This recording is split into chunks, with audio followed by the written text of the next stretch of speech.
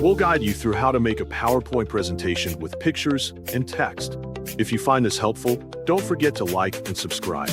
To begin, open Microsoft PowerPoint on your device, then select Blank Presentation from the available options. After that, click Create on the bottom left corner to start a new project. Next, choose a layout and select the blank option so you can freely design your slide. Go to the Insert tab and proceed by clicking Pictures, then select Picture from File.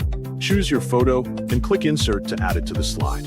If your photo is too large, you can crop it by right-clicking the picture, selecting Crop, and dragging your cursor to adjust the visible area. Then confirm the crop. Drag the sides of the picture until you get the size you need, then press Enter. Reposition the photo to create your preferred layout. Go back to Insert, select Text Box, and click on the slide to place it. Type your script into the text box.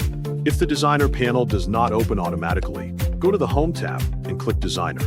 You can then choose from the design options provided by Microsoft PowerPoint. Try several options until you find one you like. Repeat these steps for the next slide, either using the same layout or a different one. Design the remaining slides in your own style as needed. Finally, review all slides carefully to check for any errors or missing elements.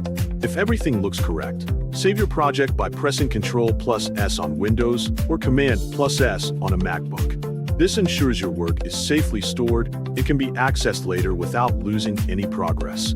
As you continue, remember to keep your text clear and readable by choosing appropriate font sizes and spacing. Also, make sure your images support the message of your presentation rather than distract from it.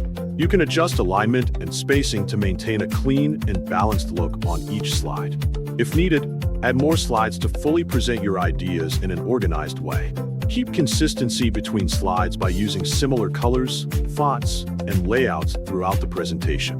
Once everything is complete, you may preview the slideshow to ensure everything appears as expected before sharing or presenting it to others.